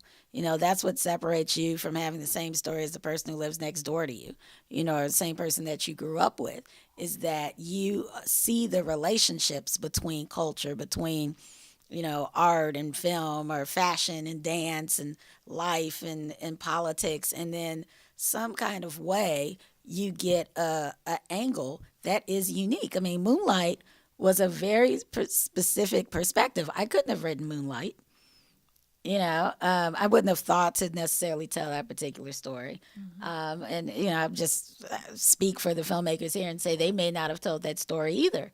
And it's not because you don't have the capacity to, but it's the subtleties in it that come from a certain synergy of combined perspectives that this particular individual took and sort of ran with. So he's not going to tell the same story, even if it's in the same location with similar kinds of characters. And I think that's something that's important for us as individuals to really open ourselves up to. And also, let me add something else. Like I said, I still, even though we sold off Shadow and Act, and I don't really write that much anymore, I still do the box office report. And something which I noticed within the last 2 or 3 years is that you'll see the top 10 films for the weekend. And, you'll see the predictable, Dunkirk again for the 4th time, and you see all the films that you know. But then, like at least every other month, in the top 10 of the biggest grossing films that weekend, you will see a Bollywood movie. One of those Indian Bollywood films. And I said, you don't see them advertised on TV. You don't see them advertised anywhere. But what happens is that they get these films get picked up for American distribution, and they market them to their audience, and they do huge business. And it's right on the radar because who else is looking for Bollywood films except for, Indians? They're showing here Hari Krishna. It's been selling out so much, they're bringing it back next month here at the Film Center. And so I've been here, of course, for the Black Harvest, and the film would be showing at the festival, and they'll be showing Hari Krishna in the other theater, and it's packed. And it's all just Indian families who come to see the picture. And how do they know? They just spread it around, word of mouth. There's this movie, Hari Krishna, you must go see it. And the same thing with these Bollywood films. And it's like, I had no idea this film was out. And then I go on YouTube and I see the trailer and I go like, oh, I got to see this. Wow. But once again, it's not Hollywood. It's just like, if you know the movie you're making and you know how to market targeted to your audience, you can't lose. It's like, you can't lose making movies aimed at black women. You can't. They make money every time. Everybody's so surprised about Girl Trip. I said, no, Girl Trip is going to do $100 million. And it's past that already. Because you can't lose marketing towards black women. It makes money every single time. Black men, I don't know. We're obsolete. Forget it. Can't market a film. It's not like in the blaxploitation era in the 70s, right? Maybe that was the last time for movies for black men. But black women, it's a money maker. Aside from animated movies, it's the only guaranteed money maker I know of in the film business. And animated films and films for black women. Sergio, that's probably and you're absolutely right. But Tyler Perry, that's his market as well. No, that's it. That's what I'm talking about. So he probably, right. I was just thinking when you were giving that example as far as going to Cannes, he was probably thinking, he has too much pride to do that because when it all else fails, in America, he has, the African American woman to go out to support him, which is great. But his films had never even opened in England, which surprised me. Wow. None of his films had opened in England. None of them. And you would think England, there are a lot of black women in England. All right? And yeah, that's another good point. Right. Religious, yeah. None of his films have opened in England, in the UK. Yeah. That's amazing to me. Religion, yeah. Oh, okay. All right. Yeah, another thing, too, is that, like, I'm salivating for this implosion of Hollywood. It's happening, trust me. And they always... Steven Spielberg said that a couple of years ago. He did. He did. But... So he's the one who created it. Well, this is what I'm saying. To your point, they say, black films don't play well overseas or black films don't sell as well.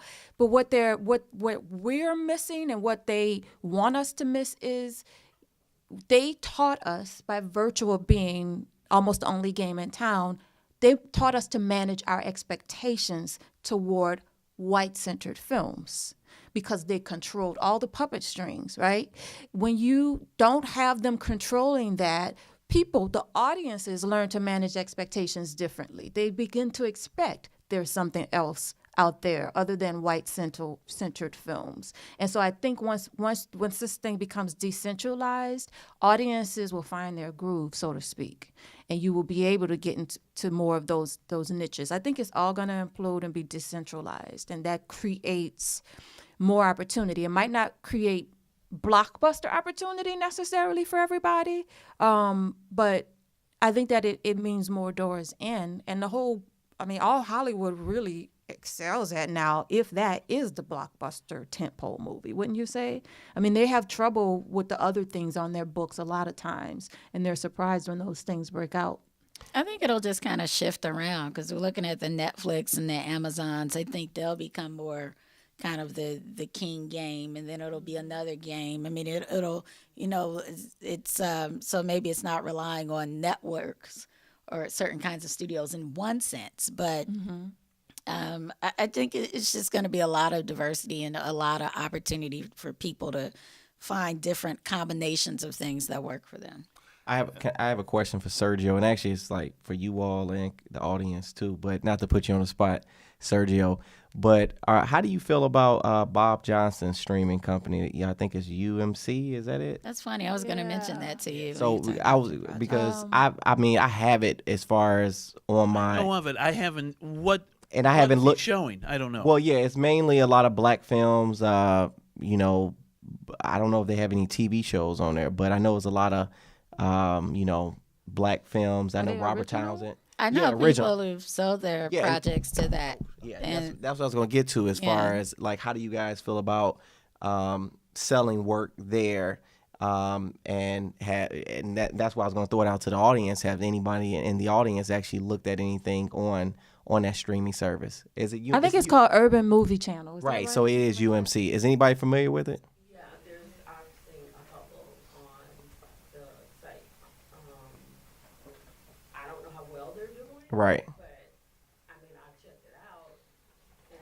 I downloaded, but I didn't pay a subscription. I kind of glanced through just to see what was on there, but I didn't see anything that was, my guesstimate is I think a big part of their audience are people who are traveling overseas, people in the military, people who are into, say, American black content who just want to just find black films.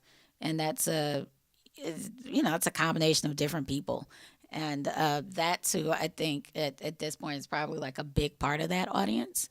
And they're expanding, but I know they are really looking for content and actively paying for it. Okay.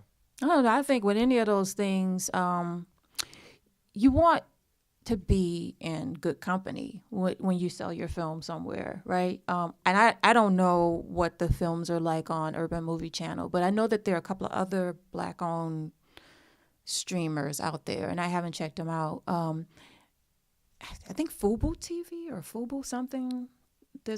Have you heard about Fubo having a streaming thing? I haven't. I saw something like Fubo TV, and I looked at a short film on there, and I was like, okay.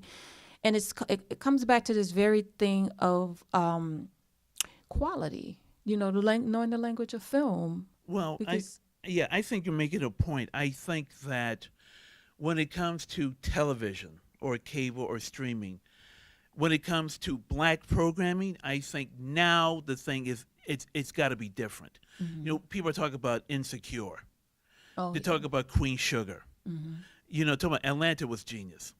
Atlanta was absolutely genius. Because that was a show that went to surrealism. And I said, I have never seen a black show before that went into this whole other surrealist, absurdist humor.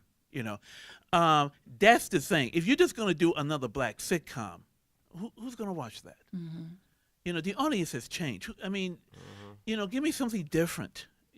I mean, look what happened when they first put online the Black Panther trailer. Mm-hmm. It was downloaded 98 million times in an hour, in the first day, which means I don't know why they're not selling tickets now. No, seriously, I don't know. If you can buy a concert movie in a concert ticket in advance, a year in advance, why can't you buy movies in advance? If you know a year in advance, you know it's coming. But it might be onto something, Sergio. But it was downloaded 98 million times in the first day. Why? Because people say, I have never seen something like this before. I mean, every time you see something about Africa, it's always famine, genocide, child soldiers. I've never seen an image of Africa like this before, this futuristic. So that thing's going to be huge. If you give people something different, if you give them something original, which is why Hollywood is dying. I don't need to see another sequel. I don't need to see another remake. I don't need to see Baywatch. Who's going to watch that picture? But that's just like with us. That's what I'm saying. We get so giddy about the fact that we're making a film. It's like, well, what do I make this film about? Do something with a different edge, a different facet, something that is in some way thought-provoking or just more dynamic and pushes the envelope, because the field is getting more and more crowded. So in order to attract that attention, you have to be dynamic. You can't just be content with the fact that, look, I get to say roll camera or I get to say action.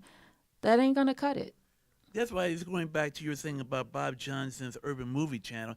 He's just showing like the stuff from the 90s that you've seen 100 times before. What's the point? I've seen Love and Basketball 50 times. I mean, I don't need to see it. Even that doesn't mean we are showing Love Jones. Love Jones was actually, Love Jones was, to me, innovative. It's classic because it is. No, I'm not. I didn't mean. I'm not putting the film down. I'm just saying that if it was on the Urban Movie Channel, okay, would people watch it? That's what I meant. Oh, okay, yeah. Well, that obviously there's a reason you chose Love Jones to be the closing night film. Anniversary. I do want to say too, I wrote a romantic comedy called Couples Night. It's supposed to come out at some point this year, and I wrote it relatively swiftly. And it does have a different sort of take on it because of the space I was in. I was in this total Afrofuturist space, and I decided to write a romantic comedy. Not that it's Afrofuturist at all, but it was not. I remember writing it and just saying, you know what, I know what the conventions are and how to write in convention, and I said I'm not going to do that. I just went with where the story took me, and then this production company sort of championed it and wanted to get it made. And I just thought about, wow, if this had been a couple years ago, would it have happened in that way? You would have had to, there were times, I think one of the first projects I did, Love Shorts, there were conversations about, well, do people want to see, romance between Black people on film? It's not like this was 1,000 years ago, right? And it was kind of where it's more action kind of films. And then later it becomes, there's so many romantic comedies. Would anyone watch a Black drama? Now we're in the midst of kind of this drama heyday with Black characters on television. So it's really just stick to your voice, be aware of what's out there, but write the story that's unique for you. I've noticed that goes both ways with, what Black films being made and what they'll present to Black audiences. I was at a film festival a few years ago, and the film they showed was a film from Spain, and it was just about a young boy. I can't remember, it started with a B, something like Bullet, but it was a very interesting film. It was about this young boy who, it seemed very innocent at the beginning. It just showed him always coming over to his friend's house and playing, and then you kind of through the film you realize that he's in an abusive household, so that's why he's coming over to his friend, and they kind of resolve it. And it was well received by the audience. And I remember when the film ended, the people were running off. They asked you, did you enjoy the film? And people really enjoyed the film. And they said they didn't think that you would enjoy this film. They said all the powers that be thought that it was a waste of time to show this kind of film. They said they felt like a Black audience wouldn't be into that kind of film. So the same voices they're saying, like you can only make this kind of film, are also presenting to audiences you will only like this kind of film. And that makes sense. That's why you're getting so many remakes, because they think that's what people want to see. Right. Like Sergio said, you don't want to see another Mummy. How many times are you going to redo Spider-Man? It's like, And I mean, this is Spider-Man was first done 2001. 2001, the first movie. So it's been less than 20 years. They already had 3 or 4 versions of it already. So they think that's what people want to they want to see. And not only that, I think they feel that's the safe bet, so they can not lose money. Yeah, and that's what it is. It's somewhat a lot of the remakes because like I personally think we're running out of 80s and 70s television shows to remake. I don't think there's anything left. Except the black ones. Exactly. But yeah, a lot of it is that they know the name recognition. If you put something that people know, even if the movie's terrible, they'll go see it because, I recognize that name. I know the origin story and stuff like that. So on top of everything that's wrong, there's also just a lack of courage. But that's what I meant by Hollywood is right now it's kind of hewing to its tentpole structure of putting a big, Batman, Planet of the Apes, all these films that we're talking about. I think they have like a slate of films every year, and they put big money into those films because they expect them to make big money. But when they, it really comes down to the margins that they actually get. So like you said, they pay $200 million to make something. Well, they're going to have to make X amount of dollars to get that margin, a profit margin. But then you compare it to something like Get Out could actually be a more profitable film, even though it costs significantly less. When you look at the ratio of what it cost to make it and what it actually made.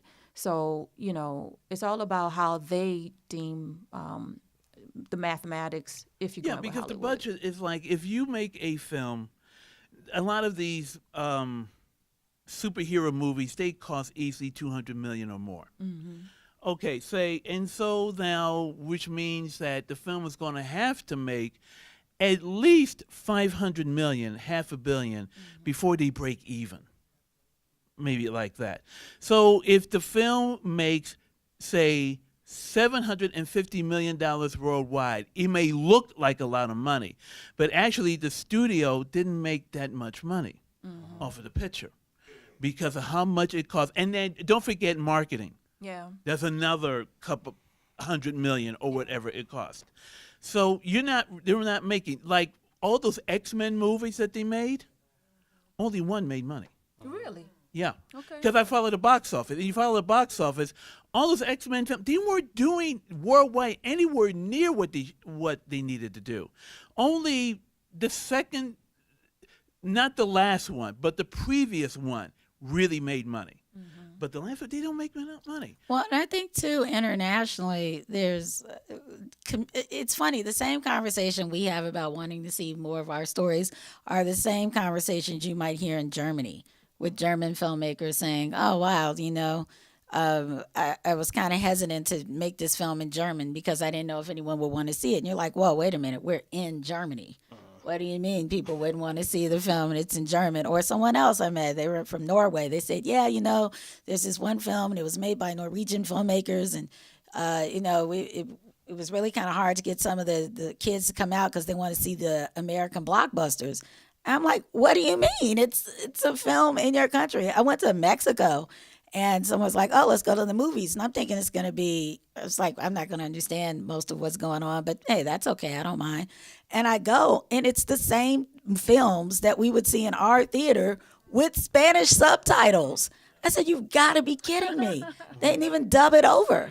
And it's like, how prolific. I mean, it goes to show you just the magnitude of the Hollywood system. One other person I knew was teaching film in Southeast Asia to a group of students. And a lot of the students, I want to say they were in Sri Lanka. And some of them were saying, man, we really want to do tell our own stories, but we don't know if anyone wants to hear our story. So these are the same things we're saying. People are saying this around the world. It's not just people of color. You have people in Europe saying the same thing. And it kind of gets into, okay, what's going on here? So Well, I think 'cause- that's kind of where we're starting to see this, as you have more opportunities, people are trying to look for other images, visions of the future, trying to connect with other people. And now with these streaming sites and a lot of the marketing that you can do online, audiences who are interested can connect with you. Well, it goes back to what I said. If you know your audience, you can market directly to your audience and be very successful. Like, not only Bollywood films, the movie that came out earlier, How to Be a Latin Lover. Now, you may say if people saw that it wasn't a good film, but the guy who played the lead and produced the film is a major star in Mexico. He's huge. I have never heard of him before. Most people have never heard, but he's major in Mexico and in Latin America. So he made basically a film in the United States in English. He got some name Hollywood stars to appear in it, but he marketed directly to the Latino audience, right? So that film made a lot of money. And it took Hollywood, everybody by surprise because they never heard this guy before. This movie came out of nowhere, but this guy had a market base. He had a hardcore, large following in the United States and in Mexico, and he knew if I market this film to my followers, to my audience, I can't lose, and he didn't. Well, that almost begs the question of should you build an audience before you even make a film? These days, I was reading, and you probably heard of this, Sergio. This actress was saying that, I think it was a Game of Thrones actress. You know what I'm talking about? She was saying, I wasn't the best actress for this part, but they chose me because I have the most followers, which is kind of scary. That followers trump talent, but that's the space we find ourselves in. So, if you have that receptive audience for something, you can maybe bypass the Hollywood system or whatever system. And, maybe even Tyler Perry within that traditional framework, he found his audience. And no matter what you think about a Tyler Perry movie, he found the people that, that were hungry for those films. You know what? And that's funny that Game of Thrones, like the producers, and that's an HBO product, will think like that because they already have, typically a built-in audience, especially that series came from a book. Yeah. But, that's a lot, and this kind of turns into a different subject, and I know we have to wrap up, but a lot of filmmakers, especially when I was making this feature, it was like, try to get, a big name talent associated with it. Mm-hmm. So in that, when actors came to audition or actresses, and we noticed okay, they may be a little familiar, and then we do research and we see they have X amount of followers, you kind of get in that trap. Yeah. Because, I hear this a lot, and I still hear this to this day, Sergio, that, you need a name to get your film sold. Distributors want to make sure, especially in the Black community, that it's a Black recognizable face. So, the film can, people will go out and see it, rent it, or buy it. So, but Get Out kind of flip that, because when you look at the leads in Get Out, I didn't recognize that the lead actor in there. I know he's British, but only person I knew it was Lil Rel because he's from Chicago. That was it. And Right. Catherine Keenan. I could say the same thing about Moonlight. Who was in that picture? Right. I could say the same thing kind of about Hidden Figures. Okay, everybody knows Taraji P. Henson, but nobody's going to go see a film because Octavia Spencer's in it. I mean, she's a fine actress, but she's a supporting actress. And the other, Janelle Monáe, she had never been in a film before. How do you know people are going to come to see her? Right. So, it's like every time films get released all the time. Look at all the major movies that came out this summer with big-name Hollywood stars that tanked. Mm-hmm. Right. You got something to say back there? That's why, in casting, that's why we have to speak up and use our voices at the table to bring forth talent that is not a name. Because we have in Chicago alone, I mean, truly, I can't even tell you the number of talented, gifted actors in this city alone who never get that chance. Mm-hmm. You're not a name. Right. But they're gifted. They're talented. That's why they have someone like me who will give them the opportunity to be seen, to come in and audition for, like my director here. coming, who wants to give people an opportunity to be seen. Because, you know, a lot of those indie films that were shown at Sundance and, you know, Cannes and all the other film festivals, well, a lot of them were unknown until somebody took the chance to give them the chance to be seen. Right. So I'm that person, I'm that voice that will give them the opportunity. And I will always stand on that. You know, yes, we can get a name, yeah, but you know what? Again, we have to work with folks just like she's talking about, like my director who's upcoming. Yeah, I'm gonna brag about you, Kim Dixon. Upcoming indie production called Red. We hope to bring this to Black Harvest, Sergio, for 2018. That's fine. But I'm just saying that we, in the casting aspect, when we're looking at talent, you know, you can get hired to say, you know what, I need this person, I want an A-list actor, I want this, that, and the other. But we also want to bring to the table some other folks that you don't know, that you want to take a look at and be seen, because that might be the person you find for your film that just explodes. Right. Because you need authenticity. You do. You know, and I think there's something to that as well. I mean, even with the project I did with it being experimental and there being dancers in it, I mean, if I had just went around, if I had thought differently and said, oh, I am going to do a dance film, let me find some of the top dancers, I wouldn't have had the same kind of project. These are very amazing dancers who happen to already be cast as actors. And I'm saying, well, you're amazing, so let me showcase you as dancers. And as amazing as many of them were, some of them had never seen themselves on video like that before, which I didn't give a lot of thought to, right? Because I'm just shooting, capturing, and they're like, okay, what do you want me to do? And I'm like, here, there, this, that. And I'm like, great. They were receptive. They trusted my voice, which I appreciated, because they could have said, hey, what's going on? I'm in this hallway. Okay, you want me to bring a mask? Okay. You know, and they just went with what I asked. But they had no concept of what I was putting together. Yeah. And they trusted that voice. But but they represent a very serious aspect of, say, the house music dance scene. And, you know, I can't say they're the most popular dancers. You know, I don't know how to gauge that sometimes, right? But there are people who were kind of in this Afrofuturistic house music scene. I knew them. We danced together, et cetera. And so it's like, okay, great. And they're in this. And they took it to another level. But it was about knowing how to capture that. So I think, you know, even as, you know, filmmakers, you know, you're put in positions, yeah, sure, you may have to have a named talent, but you also have to know how to capture talent visually to highlight what it is you're talking about. So when you're talking about casting, yeah, it's a lot of dope people walking around here, but you have to know how to highlight that. They might not know how to highlight themselves and make themselves look amazing. Yeah. You know, you pick some of the name talents, hey, they know what their strength is, right? Other people, they kind of don't know. They may not have been in front of the camera like that. They could have been amazing. But you have to look at them and say, you know what? You're great. I know how to shoot you so that people can see how great you are, because they don't know. And I think that's something for us to kind of have a sense of responsibility around, especially as we're bringing in, you know, local talent, because depending on the circumstance, people could fight you tooth and nail.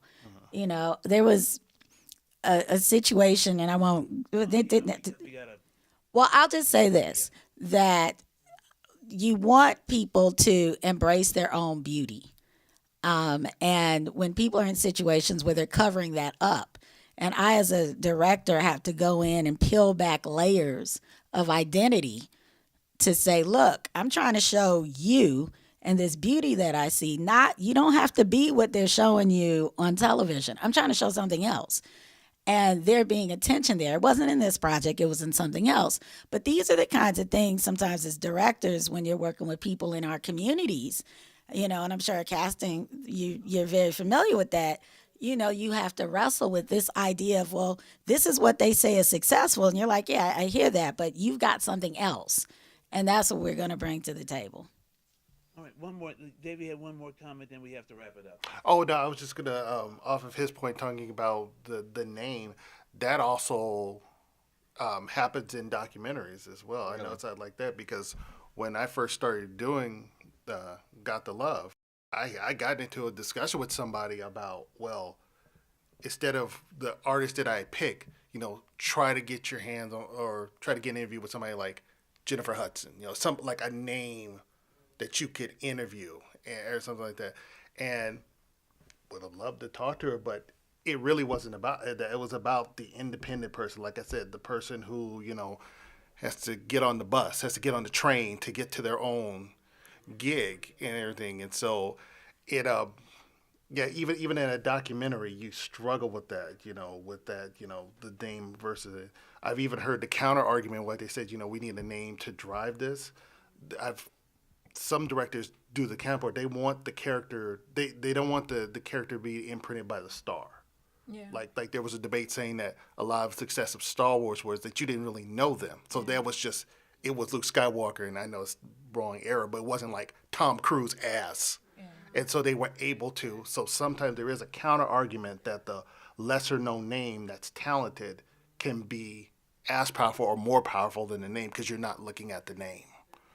And it can depend on your investors too. You know, sometimes people, they want to say, you know, the investors they might be working with know nothing about film. So they know if they throw in a name, that sounds sexy. Right? As opposed to trying to explain, you know, the intricacies of how film works. So it almost becomes like, what's an easier conversation to have? Right. Like Schwarzenegger was forced into Terminator. He was not supposed to be. The studio wanted that. So. All right. So that's it. Thank you, everyone. Yeah, let's give a round of applause to our panelists.